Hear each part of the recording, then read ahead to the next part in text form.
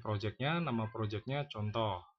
Nah, di sini project itu punya URLs. URLs ini pengalamannya. Nah, terus ada setting di sini untuk pengaturannya. Jadi dari sini tuh mulai secret key ada, terus host yang akan kita pakai, nanti kita akan kenalan satu-satu. Saya langsung buat settingannya aja. URLs.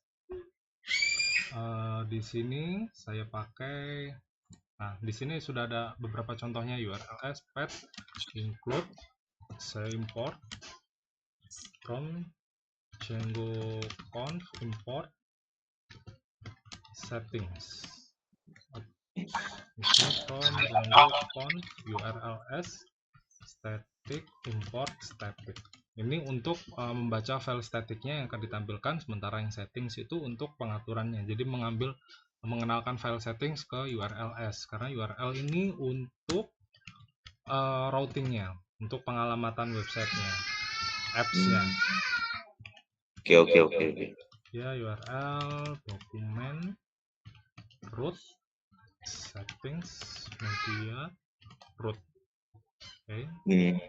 Terus kita buat app-nya. Karena di sini project kita tetap butuh app. Nah, kenapa di sini saya kasih tanda titik supaya manage file ini pengaturnya itu bisa ada di luar. Jadi kita nggak masuk folder. Kalau misalkan saya nggak pakai titik, manage file ada di dalam folder contoh. Dan saya running start app, misalkan chart. Karena kita langsung praktek JavaScript dengan chart untuk visualisasi data. Nah, di sini udah muncul chartnya. Nah, setiap app yang kita buat itu punya admin PY, apps, model, test, sama views. Di sini harus kita kenalkan dulu ke settings. Kita buat tadi nama apps-nya chart. Oke, terus karena di sini kita buat URLs, kita kenalin untuk ke chart. Include chart URLs. Nah, baru di sini kita harus buat lagi file URLs. Nggak beda jauh, sama seperti ini. Kalau URLs kita from import juga dari bawaan Django URLs import pet. Itu sorry maaf. Itu Django untuk apa Mas? Django ini framework untuk web, Pak. Jadi kalau kita buat Python biasanya untuk environment Python aja, kalau Jupyter untuk data. Tapi bagaimana caranya kita bisa menaruh jadi website, menjadi cloud itu dengan Django ini. Django ini bisa untuk software web based, cloud based seperti itu. Terus kita panggil dari views. Jadi nanti views ini kita masukkan ke URLs. App name chart, terus URL patterns pet. Nanti di sini views home name home. Berarti yang views harus buat home, fungsi home. Dev home, dia pakai request karena di sini dia ada HTTP request, return, render yang diambil dari sini, yang diimport, return, render, terus nama template. Parameter request kita panggil, baru nama templatenya. Di sini saya tulis home HTML. Di sini sudah dikenalkan, sudah dipanggil. Di sini sudah. Nah, baru kita create. Kita bisa migrate dulu. Ada settings, typo. Settingsnya, ini T-nya 1. Migrate ini untuk menetapkan database. Di sini langsung buat adminnya untuk pengoperasian websitenya. Setelah itu saya create user, create super user. Saya admin, saya buat di sini. saya buat passwordnya admin123. Oke, setelah itu saya running di sini. Jadi saya buat dua terminal yang ini biasanya saya pakai buat ngoperasiin, yang di sini untuk ngerunning.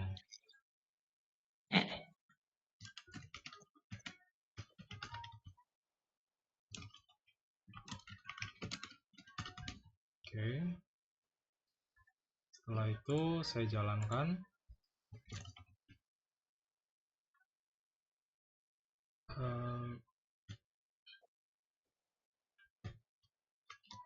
Min.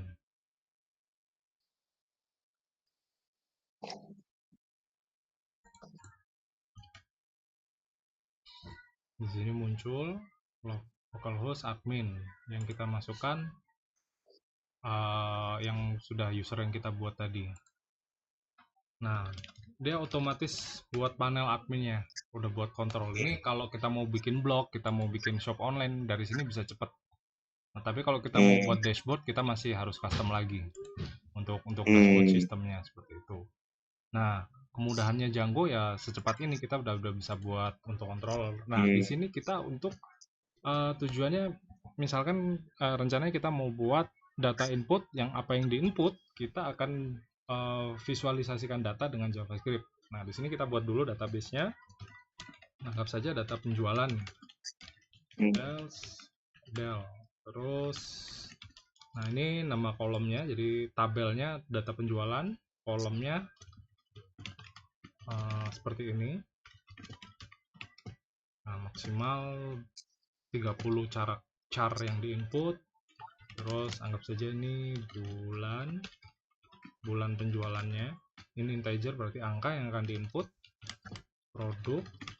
Misalnya Mas, misalnya kalau kita ekspor data CSV atau bisa kan? Kita bisa nanti ada data apa? Data tabelnya. Ada fiturnya nanti.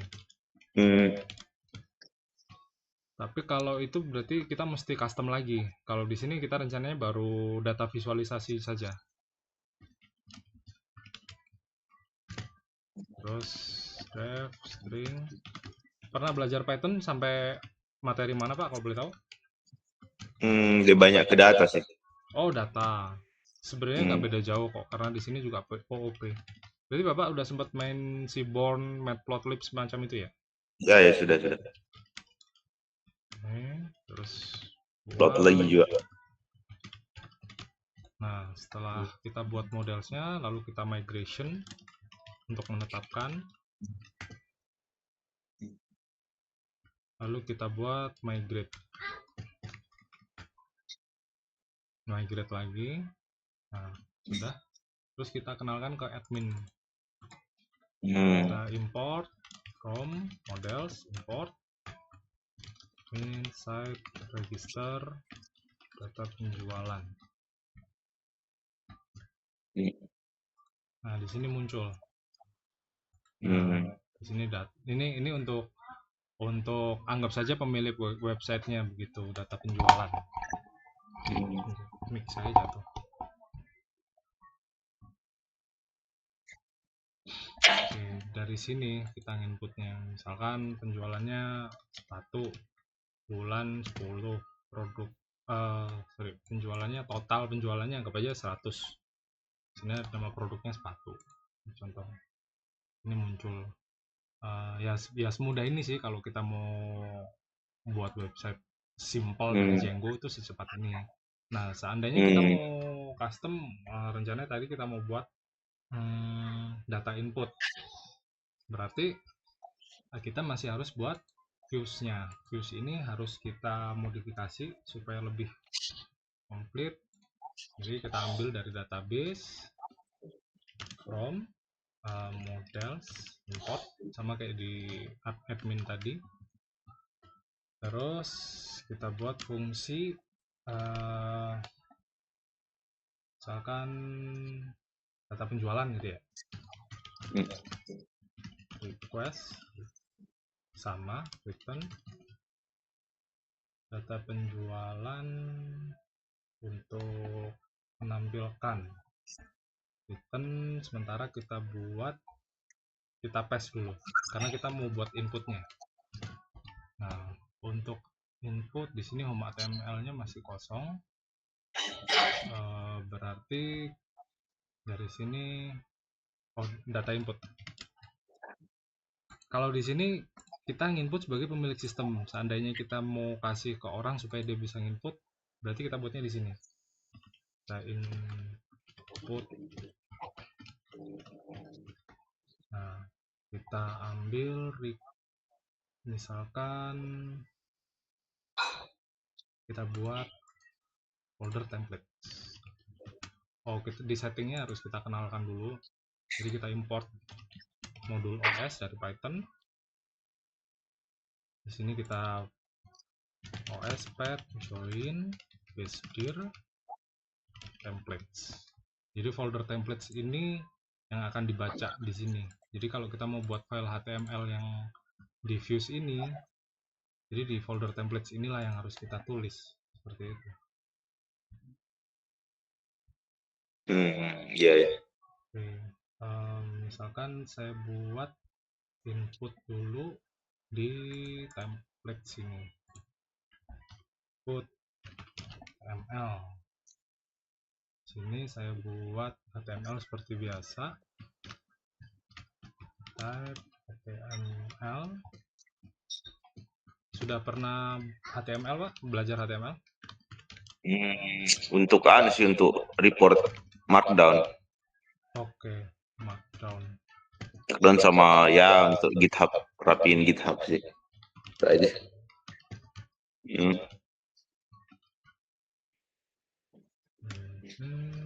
Title put data. Nah, kan terus head kita tutup, terus kita buat body A2 input penjualan A2 from method post action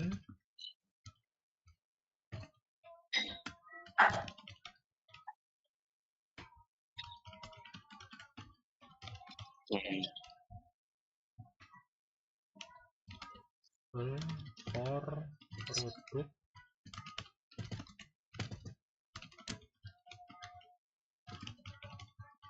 ya. Mas hafal ini anunya, Mas sudah ke luar kepala banget nih. Iya bisa dibilang nih, karena biasanya. udah sehari-hari Pak. Oke. Nggak usah placeholder, mungkin required saja. Terus di sini label kita buat sama seperti kolom di sini, jadi ada input penjualan bulan produk, kita buat versi HTML-nya for penjualan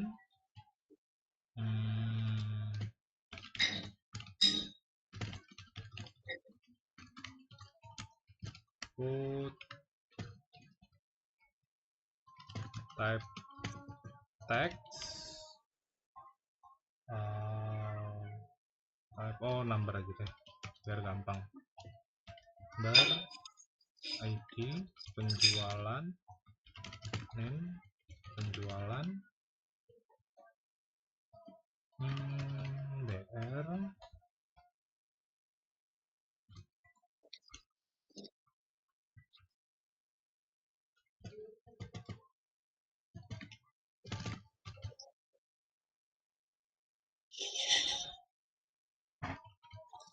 type number ID bulan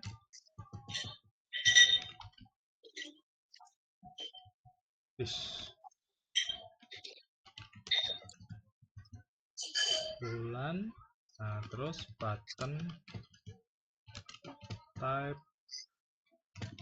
submit simpan button, terus di views baru kita panggil if request method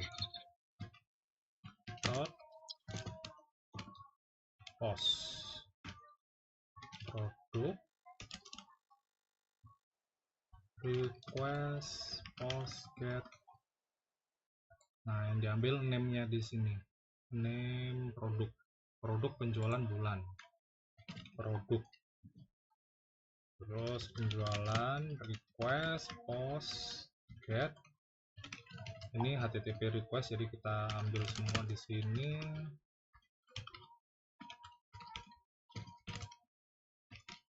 If not produk or not penjualan or not bulan, return render request input. Tapi itu enggak ada modulnya Mas ya. Maksudnya Bagaimana Pak?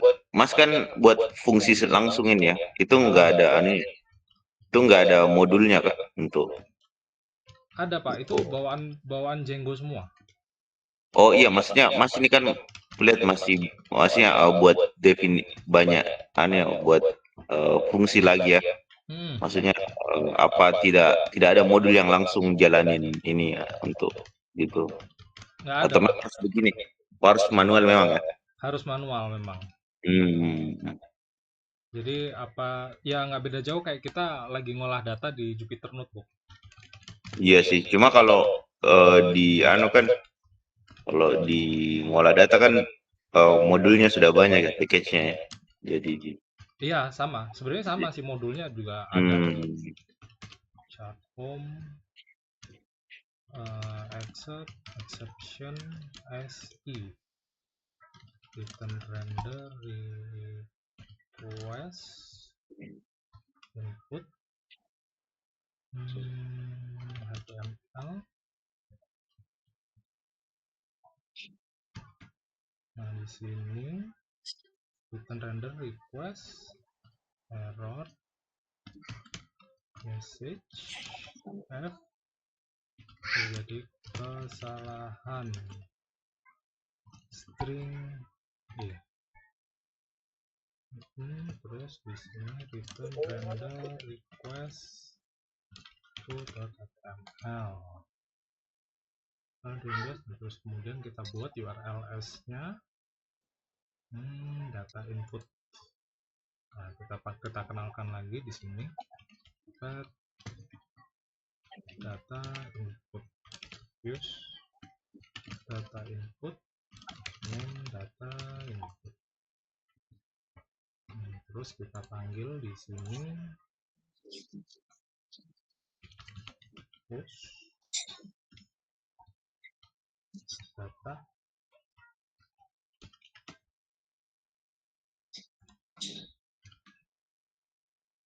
Oke. Jadi yang di sini seharusnya saat kita input muncul di sini, mesti di database ini seharusnya. Kita coba nama produk misalkan tas sekolah, jumlah penjualan ada 100 di bulan 10. Oh, kesalahan. Oke. Ini URL-nya belum saya kenalin di sini. Data input, chart, URL, chart. Nah, sini terus CSRF token. Misalkan jumlah penjualan 100 di bulan 10, nama produknya tas sekolah. Nah, terinput di sini. Sekarang kita mau coba bagaimana menampilkan berupa data. Data itu yang harus kita tampilkan adalah dengan library JavaScript. Jadi untuk library JavaScript kita pakai library JavaScript itu chart.js, library JavaScript, library npm. Nah, di sini yang kita ambil npm chart.js, cdn js deliver pm chart.js.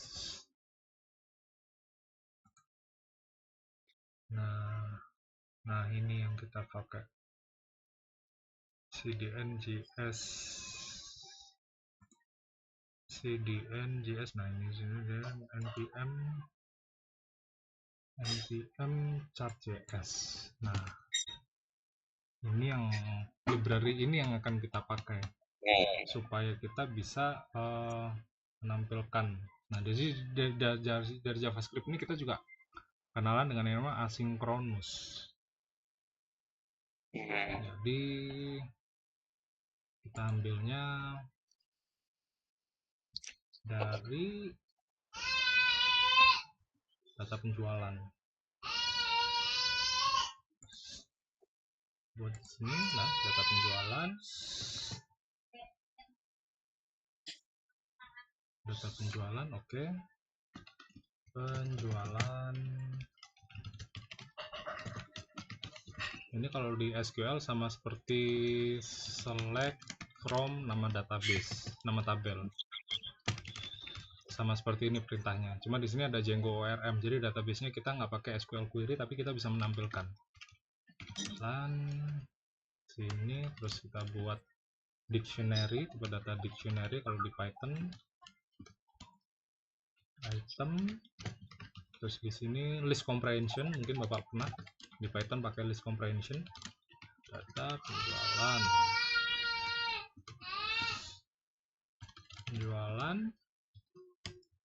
item, penjualan for item in data penjualan.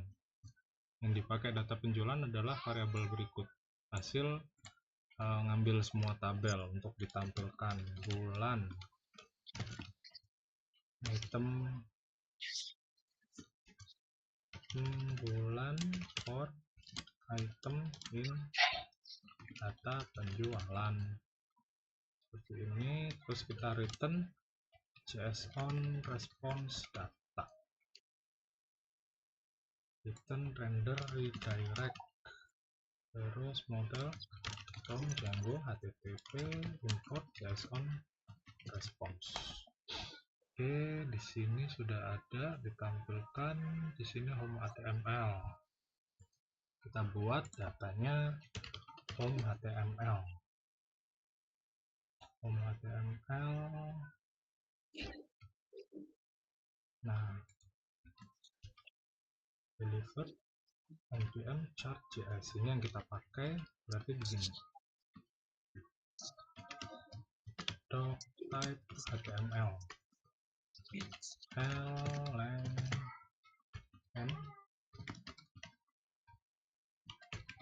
add data set add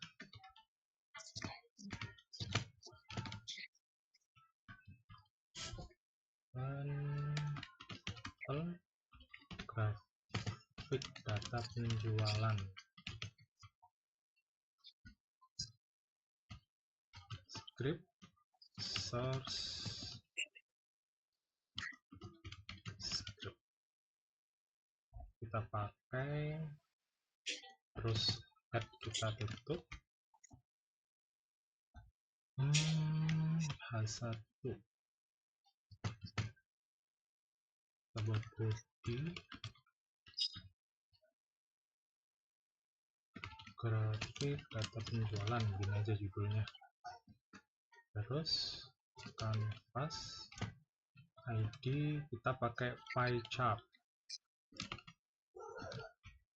Familiar sama pie chart, Pak? Ya. Ya, maksudnya ya kalau pie chart tahu. Oke. Kita buat dengan pie chart untuk simulasi data analisisnya atau data visualisasinya untuk di JavaScript.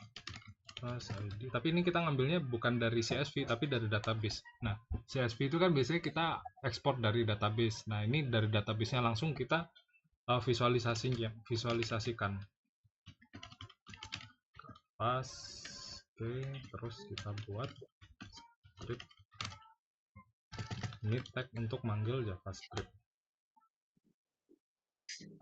JavaScript body, kita langsung tutup supaya nggak lupa. Nah, di sini kita pakai asynchronous supaya supaya kita langsung ambil secara live dengan asinkronus.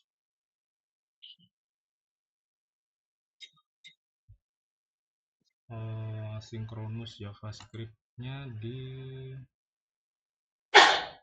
data penjualan. Data penjualan yang akan kita visualisasikan. Berarti nanti kita ambilnya di data penjualan. Data input. Data penjualan belum kita kenalin. Ini add. Saya pakai chart data aja. Use data jualan dan name chart data. Ini yang akan kita panggil. Kita buat asynchronous function fetch chart data. Ini fungsi JavaScript const response await fetch. Nah, URL ini yang kita ambil, chart data.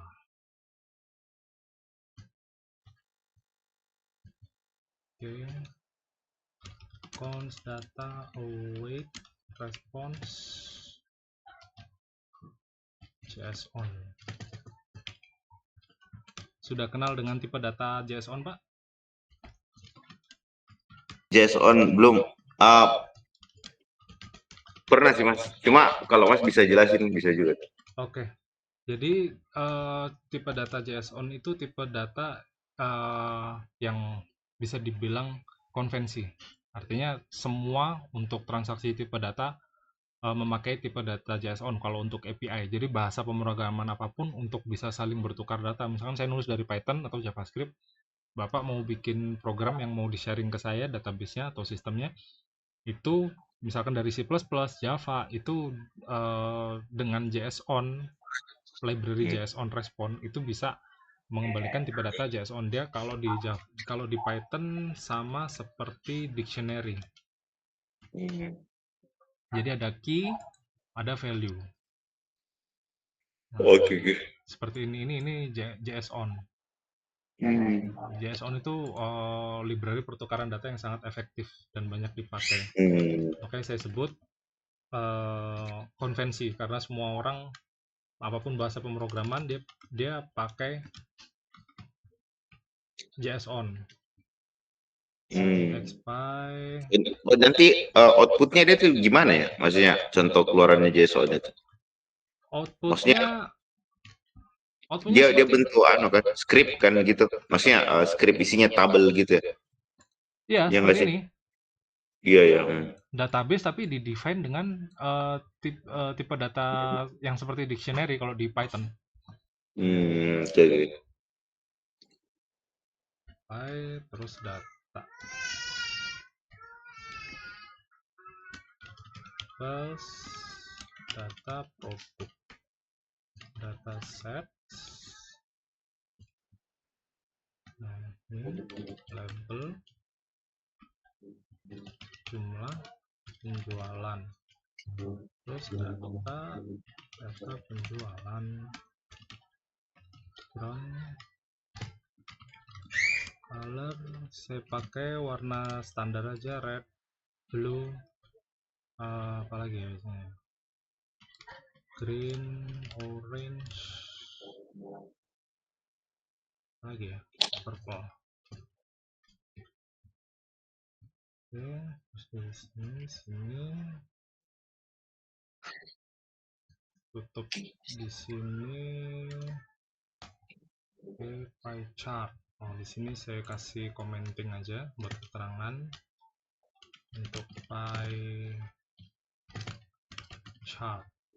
Terus di sini saya buat bar chart. Jadi ada macam-macam menampilkan data. Sama pakai tipe data konstanta. X bar dokumen get elemen by ID. Nah, ID yang dipanggil di sini adalah ini. ID HTML ini. varchar get context, kita buat 2D new ctx bar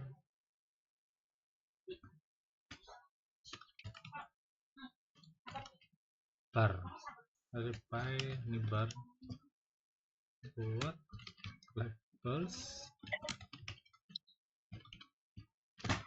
produk datasets, dia nggak beda jauh seperti di atas. Aset label jumlah penjualan, data penjualan saya ambil dari sini aja. Background color ini saya kasih khusus biru aja,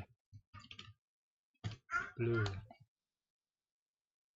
Nah, setelah itu saya coba pakai line biar bervariasi. Kan ctx line dokumen get element by id. Nah, line chart ini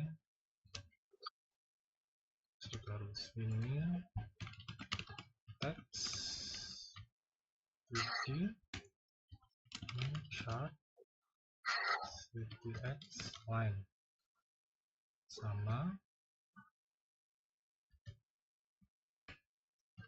type line data. Nah, kali ini sedikit berbeda karena kita mau ngambil setiap bulannya per kategori. Kita pakai bulan.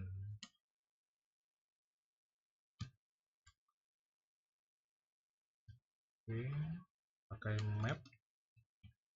Map di sini nggak beda jauh kayak map Django, Pak. Yeah.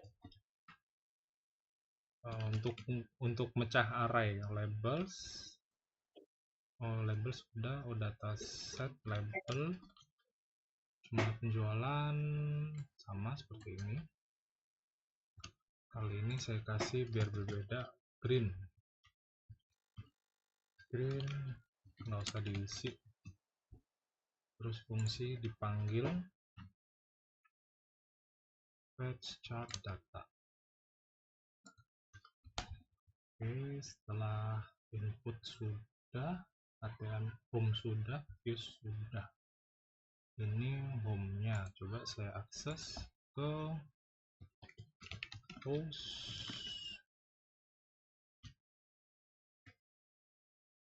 Nah, seperti ini hasilnya.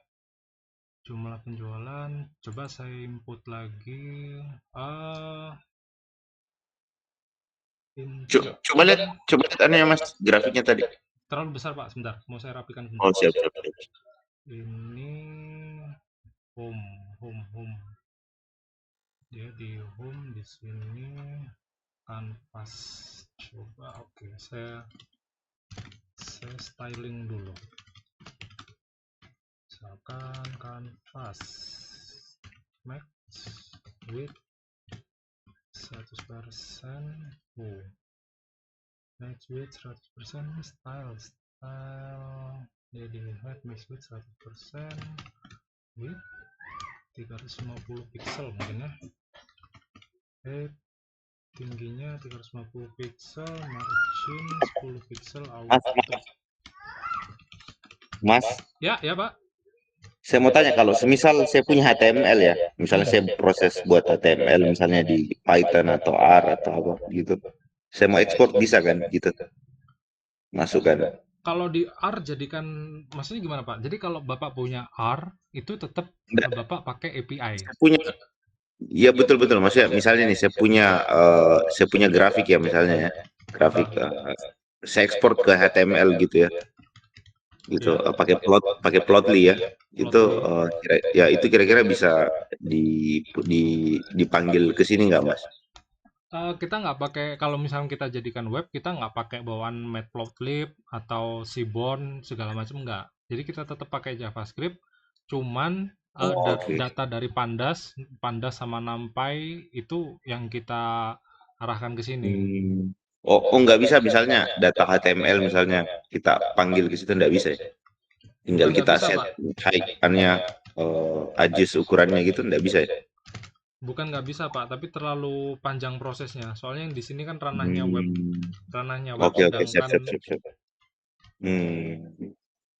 sedangkan dari Plotly dia nggak dukung web, hanya areanya hanya Jupyter saja. Nah, seperti ini. Ini sudah saya rapikan. Saya coba input sebanyak-banyaknya, misalkan tas sekolah, sepatu, buku tulis bulan 10,